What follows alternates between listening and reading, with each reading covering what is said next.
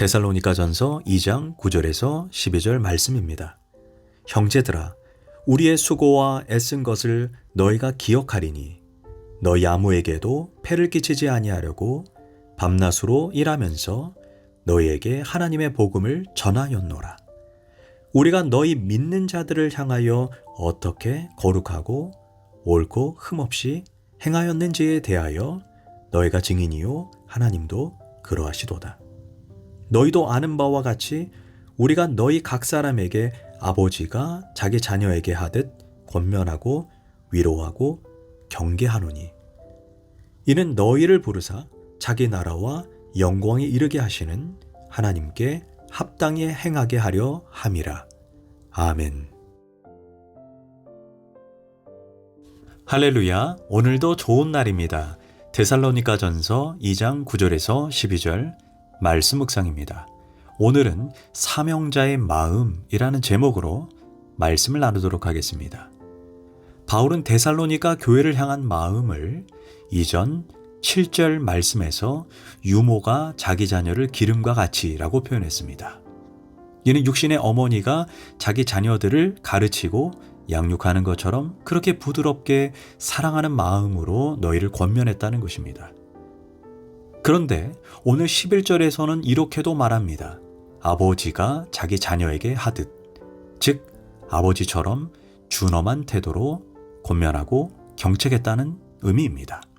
이는 데살로니가 교인들이 하나님 앞에서 합당히 행하도록 하기 위함입니다. 이것이 바울의 마음이고 목회자의 마음입니다. 이와 마찬가지로 성도들 역시 나의 영생에 관한 길을 제시해주는 목회자를 존중하고 사랑해 주어야 합니다. 어느 가정에서 실제 있었던 이야기입니다. 초등학교 1학년 아이가 장난꾸러기인데 어느 날 느닷없이 엄마, 나 목사님 될래? 하더랍니다. 얘야, 너 목사님이 얼마나 힘든데 너 같은 장난꾸러기가 될 수 있겠어? 아니야, 나 목사님 될 거야. 그러자 엄마가 왜? 라고 묻습니다. 그러자 아들의 말이 이러합니다. 엄마, 가만히 보니 아빠는 엄마한테 꼼짝 못하고 엄마는 목사님한테 꼼짝 못하네. 그러니 목사님이 최고지. 그래서 목사가 되겠다는 것입니다. 웃긴 이야기지만 진지하게 생각해야 할 이야기입니다. 어렸을 때부터 목사님에 대해서 자녀들이 어떤 인상을 받는가가 그들의 신앙을 평생 좌우합니다. 부모가 목회자를 우습게 보고 흉보고 하찮게 보는 그 모습을 보고 자란 아이가 어떻게 건강한 신앙인이 되겠습니까? 가정에서 목회자에 대한 존경과 사랑, 목사의 위상, 우리의 신앙과 정비례한다는 것을 잊지 말아야 합니다. 이런 분들이 있습니다. 교회는 교회고 신앙은 신앙이다. 사람 보고 믿나? 하나님 보고 믿지. 하지만 천만의 말씀입니다. 목사 보고 믿습니다. 성도는 목사의 영적 수준 이상으로 올라가지 못합니다. 목사에 대한 인상이 잘못되면 신앙생활은 다 곤두박질합니다. 어떤 분들을 보면 목사를 욕하고 비방하면서 자기 신앙과 자녀의 신앙을 바로 세우겠다고 하는데 두고 보십시오. 그것이 되나? 신앙이 바로 세워질 수 없습니다. 오늘 본문은 7절부터 시작됩니다. 바울은 자신이 사도로서 마땅히 권위를 주장할 수 있으나 라고 시작합니다. 그 의도가 무엇입니까? 나의 사도권, 주의 종으로서의 권위를 인정하라는 것입니다. 왜 이래야 합니까? 그래야 믿음이 성장하기 때문입니다. 알다시피 복음 자체도 중요하지만 복음을 전하는 자가 누구냐가 중요합니다. 지금 너희가 누구로부터 복음을 받았느냐라는 것입니다. 바로 나 바울이라는 것입니다. 그 영적 권위를 너희가 인정할 때 너희의 믿음이 바로 선다는 것입니다. 그것을 알기에 사실 바울은 이런 말을 하고 싶지 않지만 구구절절 말씀하고 있는 것입니다. 9절입니다. 형제들아, 우리의 수고와 애쓴 것을 너희가 기억하리니 너희 아무에게도 폐를 끼치지 아니하려고 밤낮으로 일하면서 너희에게 하나님의 복음을 전하였노라. 왜 바울이 이런 자기의 수고를 말씀하고 있습니까? 중요하기 때문입니다. 우리가 자녀를 키울 때 부모들이 나는 이름도 빛도 없이 너희를 위해 수고했다 이렇게 속으로만 생각합니다. 그러나 자녀에게 이 수고를 때때로 말해주어야 합니다. 보통 아이들은 4살 이전의 기억을 하지 못한다고 합니다. 그러나 그것을 우리는 이야기해 주어야 합니다. 내가 너를 위해 1년 동안 품고 있었고 너를 위해 얼마나 기도하고 낳은지 아느냐. 내가 너를 키우면서 얼마나 잠을 자지 못하고 너가 아플 때 얼마나 마음을 조아렸는지 아느냐. 이렇게 저렇게 수고하고 키웠다. 이런 것을 이야기해 주어야 합니다. 너가 세상에 태어났을 때 내가 얼마나 기뻤는지 아느냐. 이야기해 줘야 합니다. 뭐 때가 되면 저절로 알겠지 이렇게 생각하지만 어떻게 알겠습니까? 말해주고 가르쳐 주어야 합니다. 오늘 바울은 내가 너희를 위해서 얼마나 수고했는지 이걸 꼭 알아야 한다라는 것입니다. 이것을 알아야 사도 바울에게 높은 존경심을 가지게 되고 바울의 영적 권위를 인정하게 됩니다. 이럴 때 바울이 말씀하는 한마디 한마디가 바로 하나님의 말씀으로 들려지는 것입니다. 바울은 마땅히 주의 종의 생활을 교회에서 책임져 주어야 하지만 신설교회로서 그들에게 부담을 주지 않기 위해 밤과 낮으로 일하면서 너희에게 하나님의 복음을 전파했다라고 말합니다. 복음을 전함에 있어 폐를 끼치지 않기 위해 또한 자신의 생활비 부담을 주지 않기 위해 애썼다는 것입니다.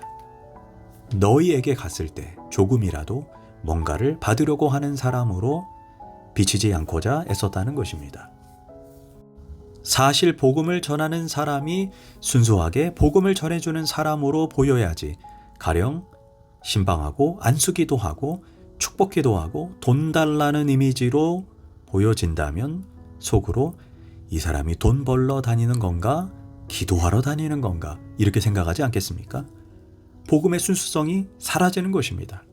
이런 점에서 바울은 내가 너에게 폐를 끼치지 않으려 했고 복음을 주고 목숨까지도 즐거운 마음으로 주려고 했다라고 고백하는 것입니다. 특별히 교인들에게 경제적인 부담을 주지 않으려고 했다는 것입니다. 그리스도를 영접함에 있어 아무것도 꺼리는 것이 없도록 애썼다. 이것이 바울의 마음입니다. 이래야 복음이 순수하게 전해지기 때문입니다. 쉽게 말해 성도들이 목회자를 대접합니다. 그러나 나는 대접받기 위해서 여기에서 목회하는 것이 아닙니다. 나는 월급을 받습니다. 그러나 나는 돈 벌기 위해 목사하는 것이 아닙니다. 오늘 바울의 마음이 그러합니다. 이것이 목회자의 윤리입니다. 그러면서 바울이 목회자로 자신이 어떻게 행동했는가를 말해줍니다. 10절입니다. 우리가 너희 믿는 자들을 향하여 어떻게 거룩하고 옳고 흠없이 행하였는지에 대하여 너희가 증인이요 하나님도 그러하시도다. 여기에서 먼저 어떻게 거룩하고 라고 말합니다. 여기에서 거룩은 호시오스로 하나님과 올바른 관계로 내적인 경건을 의미합니다. 하나님을 의식하면서 살아가는 진실되고 충성된 삶을 의미합니다. 두 번째로 내가 옳게 행동했다라고 말하는데 여기서 옳게 행동했다는 원어로 디카이오시스로 말과 행위에 있어서 일치하는 태도 또는 사회의 법이나 윤리, 도덕에 일탈하지 않고 살아가는 상태를 의미합니다. 즉 거룩인 호시오스는 하나님에 대한 바울의 태도를 나타낸다면 여기에서 옳게 행동했다 디카이오시스는 인간에 대한 바울의 태도를 의미합니다. 즉 자신은 한순간도 하나님과 사람 앞에 진실되고 충성스럽게 행동하지 않은 적이 없다는 것입니다.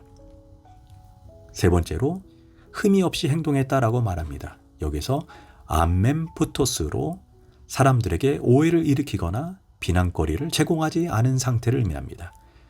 웃긴 이야기지만 어느 날 선교사님 댁에 한 젊은 청년이 심부름을 왔습니다.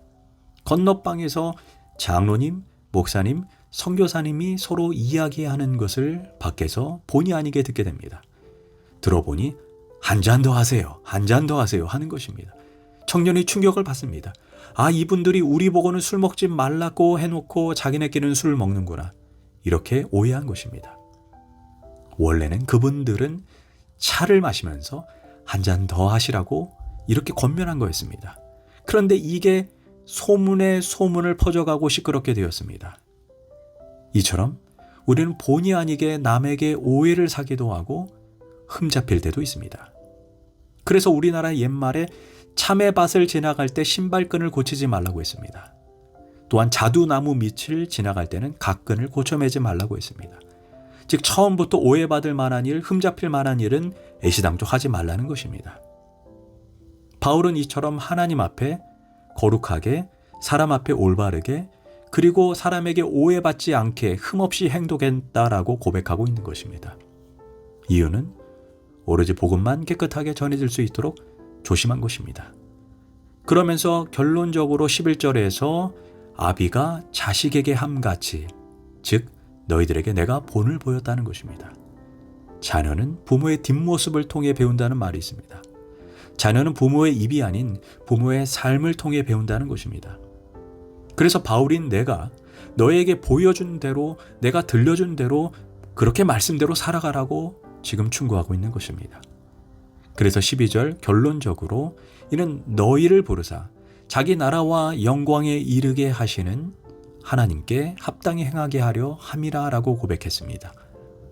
내가 성숙한 그리스도인을 만들기 위해서 이렇게 수고했다는 것입니다. 기도하겠습니다.